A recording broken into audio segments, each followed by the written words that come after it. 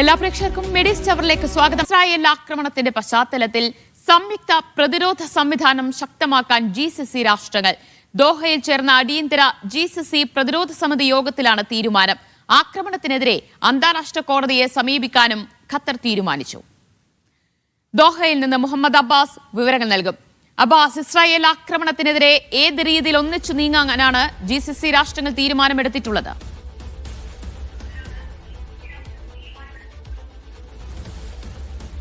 ഇന്ന് ദോഹയിൽ ചേർന്ന GCC രാഷ്ട്രങ്ങളുടെ അസാധാരണമായ സമ്മേളനത്തിലാണ്, ഒരു യോഗത്തിലാണ് പ്രതിരോധ സഹകരണവുമായി ബന്ധപ്പെട്ട് കൂടുതൽ കാര്യങ്ങൾ തീരുമാനിച്ചത്.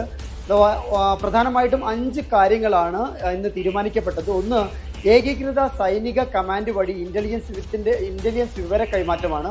നമുക്കറിയാവുന്നത് പോലെ തന്നെ അങ്ങനെ ഒരു സംവിധാനം ഗൾഫ് രാഷ്ട്രങ്ങൾക്കിടയിൽ ഇങ്ങനെ ഒരു ഇന്റലിജൻസ് സംവിധാനം അത് കൂടുതൽ വിപുലപ്പെടുത്തുകയാണ് ഖത്തർ നേരത്തെ ഇസ്രായേൽ നടത്തിയ ആക്രമണത്തിന്റെ പശ്ചാത്തലത്തിൽ. രണ്ടാമതായി, വ്യോമ സാഹചര്യങ്ങളുടെ ചിത്രങ്ങൾ കൈമാറുമെന്നുള്ളതാണ്. മൂന്നാമതായി, ആന്റി ബാലിസ്റ്റിക് മിസൈൽ മുന്നറിയിപ്പ് സംവിധാനം വികസിപ്പിക്കുമെന്നുള്ളതാണ്. നാലാമത്തെ പോയിന്റ്, ഈ ഏകീകൃത സൈനിക കമാൻഡുമായി സഹകരിച്ച് പ്രതിരോധ പദ്ധതികൾ വിപുലപ്പെടുത്തുമെന്നുള്ളതാണ്. അഞ്ചാമത്തെ ഒരു പോയിന്റ്, സംയുക്തമായി എല്ലാ രാഷ്ട്രവും വ്യോമാഭ്യാസ പ്രകടനം നടത്തുമെന്നുള്ളതാണ്. ഇതിൽ വളരെ പ്രധാനമായിട്ട് നമ്മൾ മനസ്സിലാക്കേണ്ട സംഗതി, ഗൾഫ് എന്ന് പറയുന്ന ഈ 6 രാഷ്ട്രങ്ങൾ, ഈ GCCയിലെ 6 രാഷ്ട്രങ്ങൾ അഥവാ നിലവിൽ ഖത്തർ, UAE, അതുപോലെ ഒമാൻ, ബഹ്റൈൻ, സൗദി അടക്കമുള്ള, കുവൈത്ത് അടക്കമുള്ള 6 രാഷ്ട്രങ്ങൾ. ഈ 6 രാഷ്ട്രങ്ങൾ ഒരു ഭൂമിശാസ്ത്രം നമുക്ക് നോക്കുമ്പോൾ മനസ്സിലാകും. ഒരു ഭാഗത്ത് ചെങ്കടലുണ്ട്, ഒരു ഭാഗത്ത് പേർഷ്യൻ ഉൾക്കടലുണ്ട്, മറുഭാഗത്ത് ഒമാന് തൊട്ടു താഴെ അറബിക്കടലുണ്ട്. ഇങ്ങനെ ഒരു ചുറ്റപ്പെട്ട പ്രദേശമാണ്. നിലവിലറിയാം, കരാതിർത്തിയുമായി ബന്ധപ്പെടുന്നത് ഖത്തറിൻ്റെ ഒരു സാഹചര്യം മനസ്സിലാക്കുമ്പോൾ 3 ഭാഗത്തും വെള്ളമാണ്, കടലാണ്, ഒരു ഭാഗത്ത് മാത്രമാണ് കരാതിർത്തി സൗദിയുമായി ബന്ധപ്പെട്ട്. GCC രാഷ്ട്രങ്ങളുമായി മൊത്തത്തിൽ തട്ടിച്ചു നോക്കുമ്പോഴും സൗദിയിലാണ് കരാതിർത്തി കൂടുതലായിട്ടുള്ളത്. അപ്പോൾ അതുകൊണ്ട് തന്നെ ഈ കരാതിർത്തി വഴിയുള്ള, ആകാശ അതിർത്തി വഴിയുള്ള ഏതെങ്കിലും തരത്തിലുള്ള ത്രട്ടുകൾ, ഭീഷണികളൊക്കെ വരും കാലത്ത് കൈകാര്യം ചെയ്യാനാണ് ഇങ്ങനെ ഒരു സമഗ്രമായ പ്രതിരോധ സഹകരണത്തിലേക്ക് GCC രാജ്യങ്ങളിൽ ഏത് രാജ്യത്തിന് നേരെ ഒരു കടന്നാക്രമണം ഉണ്ടായാലും, ഇസ്രായേലിന്റെ ഭാഗത്ത് നീക്കം ഉണ്ടായാലും അതിനെ ഒന്നിച്ച് നേരിടും എന്നൊരാഹ്വാനമല്ലേ ഉണ്ടായത്? അതെ, തീർച്ചയായിട്ടും. നമുക്ക് ഇതിനോട് ചേർത്ത് വായിക്കേണ്ട ഒരു കാര്യം, ഈ ആക്രമണം ഉണ്ടായ സെപ്റ്റംബർ 9 നടത്തിയ അസാധാരണമായ വാർത്താ സമ്മേളനത്തിൽ ഖത്തർ പ്രധാനമന്ത്രി പറഞ്ഞൊരു കാര്യം, ഞങ്ങളുടെ റഡാറിന് കണ്ടുപിടിക്കാൻ കഴിയാത്ത ഒരു ഫൈറ്റർ ജെറ്റുകളാണ് ഇവിടെ ആക്രമിച്ചതെന്നാണ്. നമുക്ക് മനസ്സിലാക്കുന്നത് വെച്ചാൽ ഇസ്രായേലിൽ നിന്ന് ഏകദേശം ഖത്തർ വരെ വരണമെങ്കിൽ ഇസ്രായേലിന്റെ ഏറ്റവും അടുത്തുള്ള ഒരു ബേസിൽ നിന്ന് ഖത്തറിലേക്ക് ഒരു വിമാനം എത്തണമെങ്കിൽ ഏകദേശം 2250 കിലോമീറ്റർ സഞ്ചരിക്കണം, എന്നാലേ ഇവിടെ എത്തുള്ളൂ. അത്രമാത്രം വലിയ ദൂരമുണ്ട്. എന്ന് മാത്രമല്ല, ജോർദാൻ പോലെയുള്ള, സൗദി പോലെയുള്ള രാഷ്ട്രങ്ങളുണ്ട്. ഈ രാഷ്ട്രങ്ങളിലേക്ക് വ്യോമാതിർത്തി കടന്നു വേണം ഇവിടെ വരാൻ. അപ്പോൾ അതുകൊണ്ട് തന്നെ ഇന്ന് തീരുമാനിക്കപ്പെട്ട രണ്ടാമത്തെ പ്രധാനപ്പെട്ട ഒരു പോയിന്റ്, വ്യോമ സാഹചര്യങ്ങളുടെ ചിത്രങ്ങൾ പരസ്പരം കൈമാറാനാണ്. അഥവാ ഇസ്രായേലിൽ നിന്നുള്ള ഏതൊരു തരത്തിലുള്ള വ്യോമം വഴിയുള്ള, ആകാശമാർഗം വഴിയുള്ള ഒരു ഭീഷണിയെ നേരിടാനാണ് എന്ന് കൃത്യമായിട്ട് നമുക്കത് മനസ്സിലാകും. ധന്യ. അതാണ്. എന്തായാലും GCC രാഷ്ട്രങ്ങൾ ഒരു സംയുക്ത പ്രതിരോധ സംവിധാനം ശക്തമാക്കാനാണ് തീരുമാനിച്ചിട്ടുള്ളത്. ദോഹയിലായിരുന്നു അടിയന്തര GCC പ്രതിരോധ സമിതി യോഗം ചേർന്നത്. ആ യോഗത്തിലാണ് തീരുമാനം കൈക്കൊണ്ടിട്ടുള്ളത്. മുഹമ്മദ് അബ്ബാസ് ആണ് ദോഹയിൽ നിന്ന് വിവരങ്ങൾ നൽകിയത്. ഇസ്ലാമിക ലോകത്തെ ഏക ആണവശക്തിയായ പാകിസ്ഥാനുമായി സൗദി അറേബ്യ തന്ത്രപ്രധാന പ്രതിരോധ കരാറിൽ ഒപ്പുവെച്ചു. ഖത്തറിലേക്ക് നടന്ന ഇസ്രായേൽ ആക്രമണത്തിന് പിന്നാലെയാണ് കരാർ എന്നത് നിർണായകമാണ്. ഇരു രാജ്യങ്ങളിലേക്ക് ആരാക്രമിച്ചാലും പ്രതിരോധിക്കാനാകുമെന്നതാണ് കരാറിലെ പ്രധാന വ്യവസ്ഥ. ട്രംപിന്റെ സന്ദർശനത്തിന് ശേഷം ഒരു ഭരണാധികാരിക്ക് ലഭിച്ച മികച്ച സ്വീകരണമാണ് കഴിഞ്ഞ ദിവസം സൗദിയിലെത്തിയ പാക് പ്രധാനമന്ത്രി ഷഹബാസ് ഷെരീഫിന് ലഭിച്ചത്. സൗദി അറേബ്യയുടെ F-15 യുദ്ധവിമാനങ്ങളുടെ അകമ്പടിയോടെ എത്തിയ അദ്ദേഹത്തെ സൗദി കിരീടാവകാശി സ്വീകരിച്ചു. ഇന്നലെ ഇരു രാജ്യങ്ങളും ഒപ്പുവെച്ച സ്ട്രാറ്റജിക് മ്യൂച്വൽ ഡിഫൻസ് എഗ്രിമെന്റാണ് ലോകശ്രദ്ധ നേടിയത്. ഇസ്ലാമിന്റെ 2 പുണ്യസ്ഥലങ്ങളുടെ കാവലാളായ സൗദി അറേബ്യയും മുസ്ലിം ലോകത്തെ ഏക ആണവശക്തിയായ പാകിസ്ഥാനും തമ്മിലുള്ള ഈ കരാർ മേഖലയിലെ രാഷ്ട്രീയ സമവാക്യങ്ങൾ മാറ്റിമറിക്കുമെന്നാണ് അന്താരാഷ്ട്ര മാധ്യമങ്ങളുടെ വിലയിരുത്തൽ.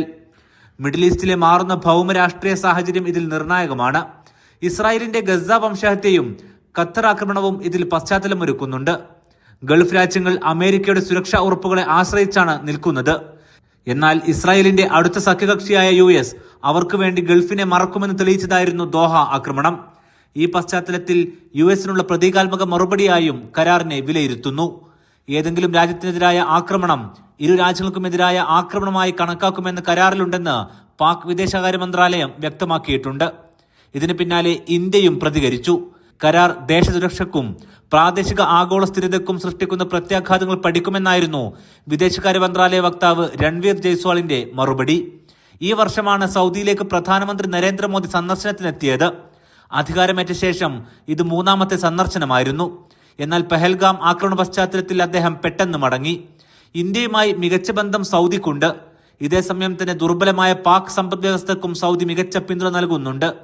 ഇന്ത്യ പാക് പിരിമുറുക്കങ്ങളുടെ പശ്ചാത്തലത്തിൽ കരാർ ഇന്ത്യയിലും വാർത്താ പ്രാധാന്യം നേടി. Aftab Rahman, media 1, Riyadh. Israel ആക്രമണത്തിൽ കൊല്ലപ്പെട്ട ആഭ്യന്തര സുരക്ഷാ സേനാംഗം ബദർ അൽ ദോസരിക്ക് ആദരവുമായി ഖത്തർ. അൽ വക്രയിലെ ഇദ്ദേഹത്തിന്റെ കുടുംബ വീടിന് എതിർവശത്തെ സ്ട്രീറ്റിന് അൽ ദോസരിയുടെ പേര് നൽകി. സോൺ 90-ലെ 1025 നമ്പർ സ്ട്രീറ്റിലാണ് ഇനി മുതൽ ദോസരിയുടെ പേരിൽ അറിയപ്പെടുക. മുനിസിപ്പാലിറ്റി മന്ത്രാലയത്തിന്റേതാണ് തീരുമാനം. ഗസയിലെ ജനങ്ങൾക്ക് 40 ടൺ ഭക്ഷ്യവസ്തുക്കളുമായി കുവൈറ്റിന്റെ 10ാമത് ദുരിതാശ്വാസ വിമാനം അയച്ചു. ഈജിപ്തിലെ അൽ അരീഷ് അന്താരാഷ്ട്ര വിമാനത്താവളത്തിലെത്തിയ വിമാനത്തിലെ സഹായ വസ്തുക്കൾ ഇവിടെ നിന്ന് റോഡ് മാർഗം ഗസയിലെത്തിക്കും. നേരത്തെ ഈജിപ്തിലേക്കും ജോർഡനിലേക്കും 9 വിമാനങ്ങളിലായി 180 ടൺ ഭക്ഷ്യവസ്തുക്കൾ കുവൈറ്റ് അയച്ചിരുന്നു. സാമൂഹികകാര്യ, വിദേശകാര്യ, പ്രതിരോധ മന്ത്രാലയങ്ങളുമായി സഹകരിച്ച് കുവൈറ്റ് റെഡ് ക്രസന്റ് സൊസൈറ്റിയാണ് സഹായ കൈമാറ്റം ഏകോപിപ്പിക്കുന്നത്. ഇന്ത്യയുടെ മുഖ്യ തെരഞ്ഞെടുപ്പ് കമ്മീഷണറായിരുന്ന SY ഖുറേഷിയുമായുള്ള സംവാദം വെള്ളിയാഴ്ച ദോഹയിൽ നടക്കും. ഖത്തറിലെ കോൺഗ്രസ് പ്രവാസി സംഘടനയായ OICC ഇൻകാസ് ആണ് സംവാദത്തിന് വേദിയൊരുക്കുന്നത്. പ്രവാസി നേതാക്കൾ പങ്കെടുക്കും. വെള്ളിയാഴ്ച വൈകിട്ട് 6:30 തുമാമ ഒലീവ് ഇന്റർനാഷണൽ സ്കൂളിലാണ് സംവാദം. ഖുറേഷിയുടെ democracies headline inside the battle for power in Asia എന്ന ഏറ്റവും പുതിയ പുസ്തകത്തിന്റെ വിദേശ റിലീസിംഗിനോടനുബന്ധിച്ചാണ് സംവാദം. പ്രവാസി വോട്ടവകാശം അടക്കമുള്ള വിഷയങ്ങളിൽ മുൻ മുഖ്യ തെരഞ്ഞെടുപ്പ് കമ്മീഷണർ വിശദമായി സംസാരിക്കുമെന്ന് OICC ഇൻകസ് പ്രതിനിധികൾ അറിയിച്ചു. ഖത്തറിലെ കമ്മ്യൂണിറ്റി നേതാക്കളും പ്രവാസി സംഘടനാ പ്രതിനിധികളും സംവാദത്തിൽ പങ്കെടുക്കും. വാർത്താ സമ്മേളനത്തിൽ program organising committee chairman Juttus Paul, general convener Jees Joseph, സംഘടനാ general secretary Sreejith S Nair, Nasar Vadakkekad എന്നിവർ പങ്കെടുത്തു. Media 1, Doha. ബഹിരാകാശം, നാവികം എന്നീ രംഗങ്ങളിൽ കൂടുതൽ നിക്ഷേപത്തിന് ഇന്ത്യയും UAEയും തമ്മിൽ ധാരണ. അബുദാബിയിൽ ഇരു രാജ്യങ്ങളുടെയും സംയുക്ത ദൌത്യ സംഘം നടത്തിയ യോഗത്തിലാണ് ഇത് സംബന്ധിച്ച് ധാരണയായത്. കേന്ദ്ര വാണിജ്യ വ്യവസായ മന്ത്രി Piyush Goyal, Abu Dhabi investment authority MD Sheikh Hamad bin Zayed Al Nahyan എന്നിവരുടെ അധ്യക്ഷതയിലാണ് നിക്ഷേപം സംബന്ധിച്ച ഇന്ത്യ UAE സംയുക്ത ദൌത്യ സംഘത്തിന്റെ യോഗം നടന്നത്. വ്യാപാര നിക്ഷേപ ബന്ധം കൂടുതൽ ശക്തമാക്കാൻ യോഗത്തിൽ ധാരണയായി. ഇന്ത്യ അതിവേഗം വളരുന്ന സമ്പദ് വ്യവസ്ഥയാണെന്ന് മന്ത്രി പീയൂഷ് ഗോയൽ പറഞ്ഞു. ഇന്ത്യയുടെ വളർച്ചയിൽ പ്രധാന പങ്കാളിയാണ് UAE എന്ന് മന്ത്രി പറഞ്ഞു. ഇരു രാജ്യങ്ങളും തമ്മിലെ വ്യാപാര നിക്ഷേപ ബന്ധം അതിവേഗത്തിലാണ് വളരുന്നതെന്ന് Sheikh Hamad bin Zayed Al Nahyan യോഗത്തിൽ ചൂണ്ടിക്കാട്ടി. ഇരു രാജ്യങ്ങളിലെയും നിക്ഷേപകർ നേരിടുന്ന പ്രശ്നങ്ങൾ, വ്യാപാരവും നിക്ഷേപവും വർദ്ധിപ്പിക്കാനുള്ള സംരംഭങ്ങൾ, പുതിയ സഹകരണ മേഖലകൾ എന്നിവ ജോയിന്റ് ടാസ്ക് ഫോഴ്സ് ചർച്ച ചെയ്തു. ബഹിരാകാശം, നാവികം എന്നീ മേഖലകളിലായിരിക്കും ഇനി കൂടുതൽ നിക്ഷേപം ഉണ്ടാവുക. ജബൽ അലി ഫ്രീ സോണിൽ നിർമ്മാണത്തിലിരിക്കുന്ന ഭാരത് മാർട്ട് ഉൾപ്പെടെയുള്ള സംയുക്ത നിക്ഷേപ പദ്ധതികളുടെ പുരോഗതി യോഗം വിലയിരുത്തി. പ്രാദേശിക കറൻസികളിൽ വ്യാപാരം സാധ്യമാക്കാൻ ഇരു രാജ്യങ്ങളുടെയും സെൻട്രൽ ബാങ്കുകൾ തമ്മിലുണ്ടാക്കിയ സഹകരണത്തെ യോഗം പ്രശംസിച്ചു. ഈ വർഷം ആദ്യ പകുതിയിൽ എണ്ണ ഇതര വ്യാപാരം $38 ബില്യൺ എത്തിയിട്ടുണ്ട്. ഇത് മുൻവർഷത്തെ കാലയളവിനേക്കാൾ 34% അധികമാണെന്ന് യോഗം ചൂണ്ടിക്കാട്ടി. ഇന്ത്യൻ അംബാസഡർ സഞ്ജയ് സുധീർ ഉൾപ്പെടെ ഉന്നത ഉദ്യോഗസ്ഥരും നിക്ഷേപക സ്ഥാപന പ്രതിനിധികളും യോഗത്തിൽ പങ്കെടുത്തു. 2013 നിക്ഷേപത്തിനായി ഇന്ത്യ UAE സംയുക്ത ദൗത്യ സംഘം രൂപീകരിച്ചത്. Media 1, Abu Dhabi. വ്യാപാര ബന്ധം വർദ്ധിപ്പിക്കുന്നതിനായി ഇന്ത്യ ഒമാൻ നെറ്റ്വർക്കിന് തുടക്കം കുറിച്ചു Muscat Indian embassy. India Oman നെറ്റ്വർക്കിന്റെ ഔദ്യോഗിക ലോഗോ ഒമാൻ വാണിജ്യ മന്ത്രാലയം ഉപദേശകൻ പങ്കജ് ഖിംജി ഇന്ത്യൻ എംബസിയിൽ നടന്ന ചടങ്ങിൽ പ്രകാശനം ചെയ്തു. 70 വർഷത്തെ ഔപചാരിക നയതന്ത്ര ബന്ധങ്ങളും 200 വർഷത്തെ അടുത്ത ഇടപെടലും 5000 വർഷത്തെ ചരിത്രബന്ധവുമാണ് ഇന്ത്യയും ഒമാനും തമ്മിലുള്ളത്. അവസരങ്ങളും സഹകരണവും തന്ത്രപരമായ പങ്കാളിത്തവും വളർത്തിയെടുത്ത വർഷങ്ങൾ. ഇന്ത്യ ഒമാൻ വ്യാപാര ബന്ധം വർദ്ധിപ്പിക്കുന്നതിനായാണ് Muscat Indian embassy India Oman നെറ്റ്വർക്കിന് തുടക്കം കുറിച്ചിരിക്കുന്നത്. ഇന്ത്യ ഒമാൻ നെറ്റ്വർക്കിന്റെ ഔദ്യോഗിക ലോഗോ ഒമാൻ വാണിജ്യ മന്ത്രാലയം ഉപദേശകൻ പങ്കജ് ഗിംജി ഇന്ത്യൻ എംബസിയിൽ നടന്ന ചടങ്ങിൽ പ്രകാശനം ചെയ്തു.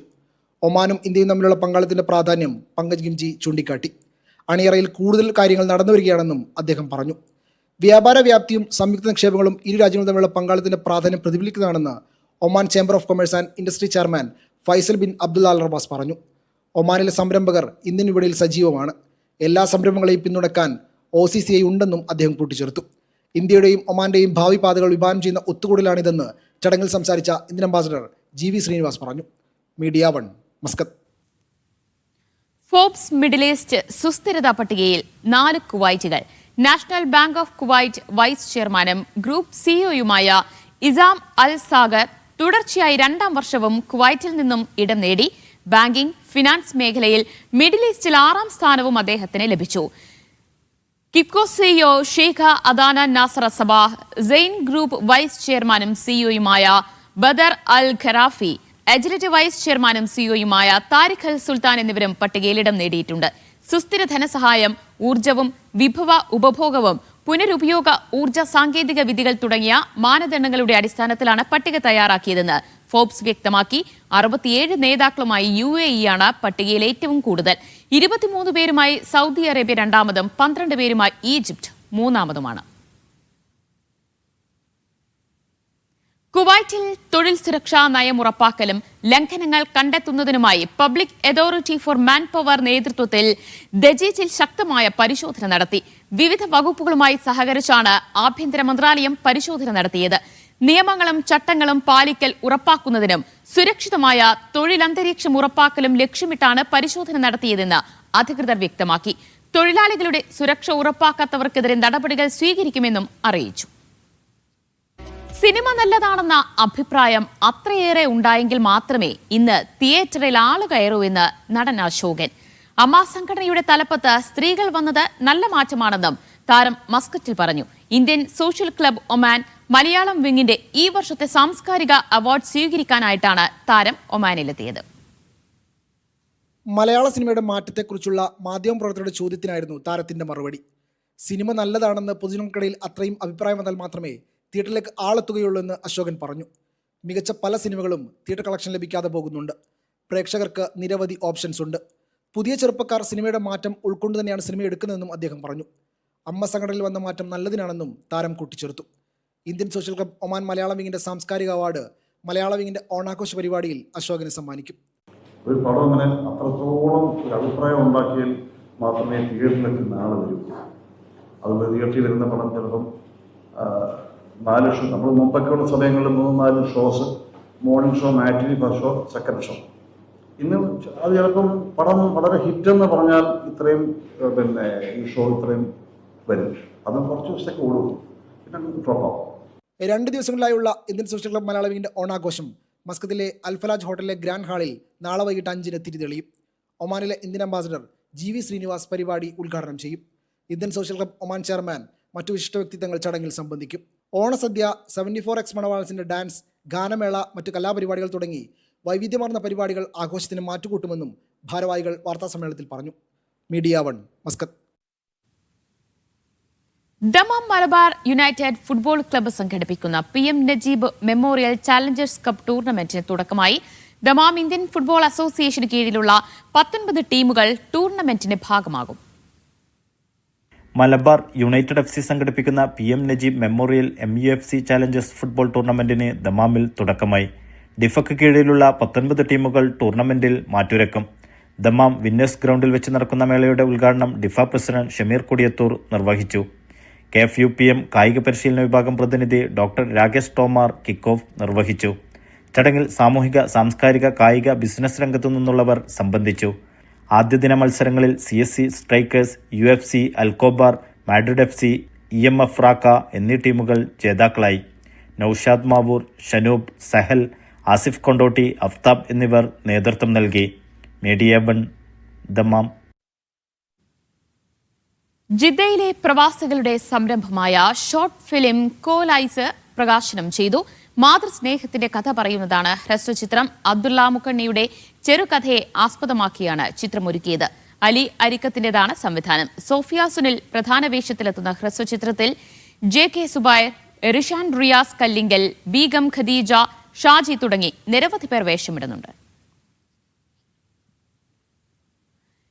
ഗിഫ്റ്റ് ടൂർണമെന്റ് സംഘാടക സമിതിയിലേക്ക് 12 പേരെ കൂടി ഉൾപ്പെടുത്തി കമ്മിറ്റി വിപുലപ്പെടുത്തി. പുതിയ അംഗങ്ങളുടെ കൂടി പങ്കാളിത്തത്തോടെ ചേർന്ന വിപുലമായ എക്സിക്യൂട്ടീവ് യോഗത്തിൽ ഗിഫ്റ്റ് സീസൺ 16ന്റെ വിശദാംശങ്ങൾ പ്രഖ്യാപിച്ചു. യോഗത്തിൽ president Sharaf P Hameed, general secretary Ashiq Ahmed, Muhammad Iqbal, Muhammad Shameen തുടങ്ങിയവർ സംസാരിച്ചു.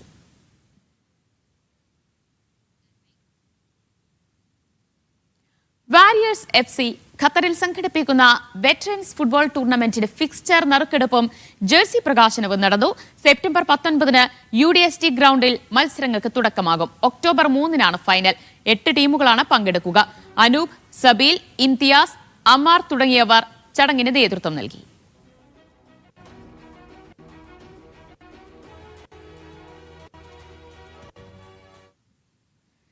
ബീറ്റ്സ് ഓഫ് ബഹ്റൈൻ ആഭിമുഖ്യത്തിൽ സംഘടിപ്പിച്ച പൊന്നോണം 2025 ആഘോഷ പരിപാടികളുടെ ഭാഗമായി നഴ്സിംഗ് പഠനത്തിന് സാമ്പത്തികമായി പ്രയാസമനുഭവിക്കുന്ന വയനാട് സ്വദേശിക്ക് വിദ്യാഭ്യാസ സഹായം കൈമാറി.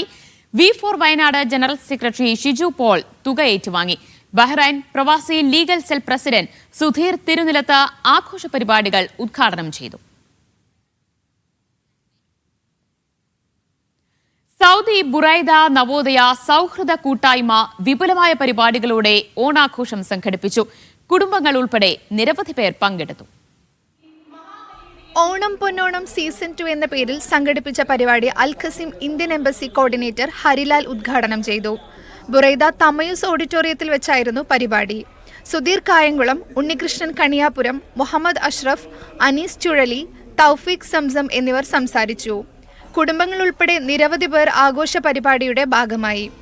ഗായിക ലക്ഷ്മി ജയന്റെ നേതൃത്വത്തിൽ ഗാനമേളയും കോമഡി താരം രശ്മി അനിൽ, പ്രസാദ് മുഹമ്മ, പ്രശാന്ത് എന്നിവർ ചേർന്ന് കോമഡി ഷോയും അവതരിപ്പിച്ചു. ശിങ്കാരിമേളവും മാവേലിയുടെ എഴുന്നള്ളത്തും നടത്തി. അനസ് ഹമീദ്, നൈജി രഞ്ജൻ എന്നിവർ നേതൃത്വം നൽകി. Media 1 Buraidah. Dammam Qatif fish market കൂട്ടായ്മ വിപുലമായ പരിപാടികളോടെ ഓണാഘോഷം സംഘടിപ്പിച്ചു. ഒരുമിച്ച് ഓണം എന്ന പേരിൽ സംഘടിപ്പിച്ച പരിപാടിയിൽ ജീവനക്കാരും കുടുംബങ്ങളും ഉൾപ്പെടെ നിരവധി പേർ പങ്കെടുത്തു. ദമാം ഖത്തീഫ് ഫിഷ് മാർക്കറ്റിലെ ജീവനക്കാരുടെ കൂട്ടായ്മയിൽ വിപുലമായ പരിപാടികളോടെ ഓണാഘോഷം സംഘടിപ്പിച്ചു. കവിയും എഴുത്തുകാരനുമായ സയ്യിദ് ഹമദാനി ഉദ്ഘാടനം ചെയ്തു. ജീവിതം നൽകാത്തതൊക്കെ ജീവിതത്തോട് നമുക്ക് ജീവിച്ചു നേടാനാവുമെന്ന ഉൾക്കരുത്താണ് ആഘോഷ പരിപാടികളിലൂടെയും കൂട്ടായ്മകളിലൂടെയും സാധ്യമാകുന്നതെന്ന് പരിപാടിയിൽ പങ്കെടുത്തവർ പറഞ്ഞു. സുലൈമാൻ NF, യാസിർ പള്ളിപ്പടി എന്നിവർ സംബന്ധിച്ചു. കുട്ടികൾക്കും മുതിർന്നവർക്കുമായി വ്യത്യസ്ത ഓണമത്സരങ്ങളും കലാപരിപാടികളും അരങ്ങേറി.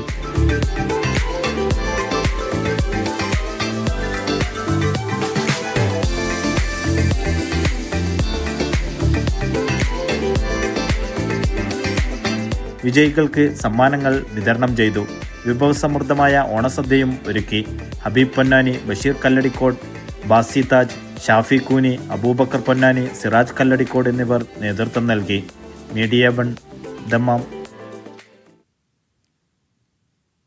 തിരുവല്ല പ്രവാസികളുടെ കൂട്ടായ്മയായ ഫ്രണ്ട്സ് അസോസിയേഷൻ ഓഫ് തിരുവല്ല ഓണാഘോഷ പരിപാടികൾ സംഘടിപ്പിച്ചു. പ്രസിഡന്റ് റോബി ജോർജ് അധ്യക്ഷത വഹിച്ച ചടങ്ങിൽ അനിൽ പാലയിൽ, ബ്ലസൻ മാത്യു എന്നിവർ സംസാരിച്ചു. പാല പൂക്കുന്ന ഇടവഴിയിലൂടെ എന്ന കവിതാ സമാഹാരത്തിന്റെ രചയിതാവ് ആശാ രാജീവിനെ ഉപഹാരം നൽകി ആദരിച്ചു. ഓണസദ്യയും വിവിധ കലാപരിപാടികളും ഒരുക്കിയിരുന്നു. അബുദാബിയിലെ ഇന്ത്യൻ എംബസി നാളെ ഓപ്പൺ ഹൌസ് സംഘടിപ്പിക്കും. ഉച്ചയ്ക്ക് 2 മുതൽ 4 വരെ നടക്കുന്ന ഓപ്പൺ ഹൌസിൽ തൊഴിൽ, വിദ്യാഭ്യാസം, കോൺസുലാർ എന്നിവ സംബന്ധിച്ച ഇന്ത്യൻ പൗരന്മാരുടെ പ്രശ്നങ്ങൾക്ക് പരിഹാരം തേടാം. ഈ സമയം പാസ്പോർട്ട് പുതുക്കൽ, പുതുക്കിയ രേഖകൾ നൽകൽ തുടങ്ങിയ കോൺസുലാർ സേവനങ്ങൾ ലഭ്യമാകില്ലെന്നും എംബസി അറിയിച്ചു. Oman INCAS Nizwa regional committee ഓണാഘോഷവും കുടുംബസംഗമവും സംഘടിപ്പിച്ചു. കേരള തനിമ നിറഞ്ഞ ആഘോഷം ഇൻകാസ് ഗ്ലോബൽ ചെയർമാൻ കുമ്പളത്ത് ശങ്കരപിള്ള ഉദ്ഘാടനം ചെയ്തു. ചടങ്ങിൽ ഇൻകാസ് സീനിയർ നേതാവും ഇന്റർനാഷണൽ ഗാന്ധിയൻ തോട്ട്സ് ഫൗണ്ടേഷൻ ചെയർമാനുമായ NO ഉമ്മൻ ഓണ സന്ദേശം നൽകി. ഇൻകാസ് നിസ്വ പ്രസിഡന്റ് സതീഷ് നൂറനാട് ചടങ്ങിൽ അധ്യക്ഷത വഹിച്ചു. സന്തോഷ് പള്ളിക്കൻ, ബിനോജ്, രാജേഷ്, കിളിമാനൂർ, സൈജു സെബാസ്റ്റ്യൻ തുടങ്ങിയവർ സംസാരിച്ചു. ദുബായ് ഗ്ലോബൽ വില്ലേജിന്റെ വ്യാജ ടിക്കറ്റുകൾ വിൽക്കുന്ന വെബ്സൈറ്റുകൾക്കെതിരെ ജാഗ്രത വേണമെന്ന് ദുബായ് പോലീസിന്റെ മുന്നറിയിപ്പ്. പുതിയ സീസണിലെ VIP ടിക്കറ്റുകൾ കുറഞ്ഞ വിലയ്ക്ക് ലഭിക്കുമെന്ന് അവകാശപ്പെടുന്ന വെബ്സൈറ്റുകൾ വ്യാജമാണെന്ന് പോലീസ് അറിയിച്ചു. തട്ടിപ്പിന് ഇരയാകാതിരിക്കാൻ ഔദ്യോഗിക വെബ്സൈറ്റുകളെ ആശ്രയിക്കണമെന്നും പോലീസ് അറിയിച്ചു. പത്തനംതിട്ട കോഴഞ്ചേരി കുഴിക്കാല സ്വദേശി ജയചന്ദ്രൻ സലാലയിൽ മരിച്ചു. ഹൃദയാഘാതത്തെ തുടർന്നായിരുന്നു അന്ത്യം. അൽ മഹറി ഇലക്ട്രിക്കൽസിൽ ജോലി ചെയ്തു വരികയായിരുന്നു. മൃതദേഹം സുൽത്താൻ ഖാബോസ് ആശുപത്രിയിൽ സൂക്ഷിച്ചിരിക്കുകയാണ്. നിയമ നടപടികൾ പൂർത്തിയാക്കി വരികയാണെന്ന് councillor agent doctor K Sanathanan അറിയിച്ചു.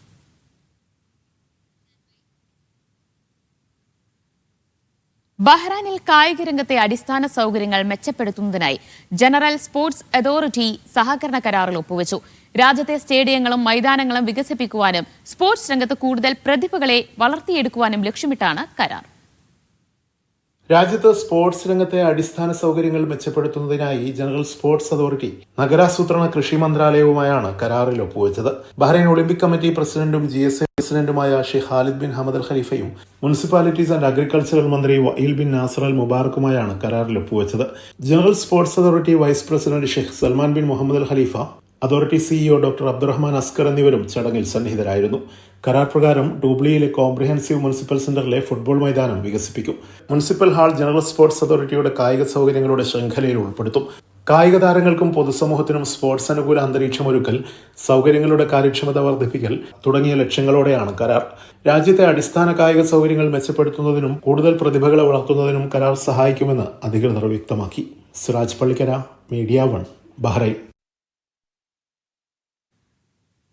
സൗദി മലയാളി സമാജം ജുബൈൽ ഘടകം മെമ്പർഷിപ്പ് ക്യാമ്പയിൻ പൂർത്തിയാക്കി ആഘോഷം സംഘടിപ്പിച്ചു. അംഗസംഖ്യ 1000 കടന്നതിന്റെ ഭാഗമായി സംഘടിപ്പിച്ച പരിപാടി കേക്ക് മുറിച്ചും മധുരം പങ്കുവച്ചും ആഘോഷിച്ചു. തോമസ് മാത്യു മാമുടൻ, സൈഫുദ്ദീൻ പൊറ്റശ്ശേരി, അഷ്റഫ് മൂവാറ്റുപുഴ, നിസാർ ഇബ്രാഹിം, രാജേഷ് കായംകുളം, ഷിഹാബ് മങ്ങാടൻ എന്നിവർ സംബന്ധിച്ചു. ഒക്ടോബർ 3 വിപുലമായ പരിപാടികളുടെ ഓണാഘോഷം സംഘടിപ്പിക്കുമെന്ന് ഭാരവാഹികൾ പറഞ്ഞു. ബൈജു അഞ്ചൽ, ജാഫർ താനൂർ എന്നിവർ നേതൃത്വം നൽകി. കൊല്ലം സ്വദേശി ഒമാനിൽ താമസ സ്ഥലത്ത് മരിച്ച നിലയിൽ കണ്ടെത്തി.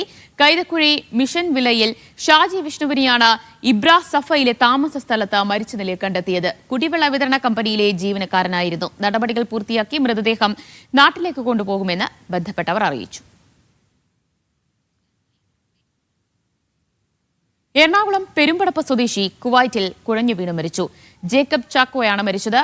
റിഗയിൽ ബാഡ്മിന്റൺ കളിച്ചു കഴിഞ്ഞ് മടങ്ങാനിരിക്കെയാണ് കോർട്ടിൽ കുഴഞ്ഞു വീണത്. ബാങ്ക് മാനേജറായി ജോലി ചെയ്യുകയായിരുന്നു. ഏറെ നാളായി കുവൈറ്റിലുള്ള ജേക്കബ് ചാക്കോ കുടുംബസമേതം സാൽമയിലായിരുന്നു താമസം. OSSC കെയർ ടീമിന്റെ നേതൃത്വത്തിൽ മൃതദേഹം നാട്ടിലേക്ക് കൊണ്ടുപോകുന്നതിനുള്ള നടപടിക്രമങ്ങൾ നടന്നുവരുന്നു. കോഴിക്കോട് മാവൂർ സ്വദേശി വെള്ളലശ്ശേരി ചാലുംപാട്ടയിൽ ദിനേശ് ബഹ്റൈനിൽ വാഹനാപകടത്തിൽ മരിച്ചു. ജോലി സ്ഥലത്ത് വെച്ചാണ് അപകടം നടന്നത്. മൃതദേഹം നാട്ടിലേക്ക് കൊണ്ടുപോകാനുള്ള നടപടികൾ പുരോഗമിക്കുന്നു.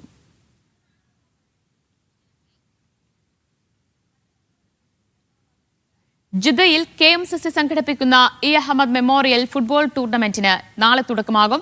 ET മുഹമ്മദ് ബഷീർ MP ടൂർണമെന്റിന്റെ ഉദ്ഘാടനം നിർവഹിക്കും. ഒക്ടോബർ 10 വരെ ജിദ്ദ മഹജർ എംപറസ് സ്റ്റേഡിയത്തിലാണ് മത്സരം. ട്രോഫി അനാച്ഛാദനവും ഫിക്സ്ചർ റിലീസിംഗും ജിദ്ദയിൽ വെച്ച് നടന്ന ചടങ്ങിൽ നിർവഹിച്ചു.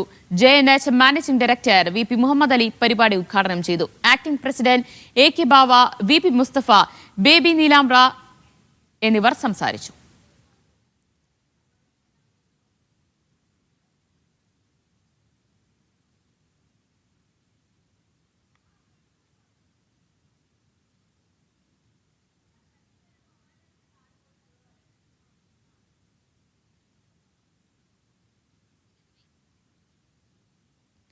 പ്രവാചകൻ നീതിയുടെ സാക്ഷ്യം എന്ന പ്രമേയത്തിൽ ഫ്രണ്ട്സ് സ്റ്റഡീസ് സർക്കിൾ ബഹ്റൈനിൽ സംഘടിപ്പിക്കുന്ന ക്യാമ്പയിനിന്റെ ഭാഗമായി പ്രസിദ്ധീകരിച്ച ലഘുലേഖ പ്രകാശനം ചെയ്തു. ദിശ സെന്ററിൽ നടന്ന ചടങ്ങിൽ പ്രസിഡന്റ് സുബൈർ MM അഹമ്മദ് റഫീഖിന് നൽകി പ്രകാശനം നിർവഹിച്ചു. സയ്യിദ് റമദാൻ നദ്വി, ജമാൽ നദ്വി ഇരിങ്ങൽ, സക്കീർ ഹുസൈൻ എന്നിവർ സംസാരിച്ചു. മിഡി സ്റ്റാർ പൂർണ്ണമാകുന്നു. ശുഭരാത്രി.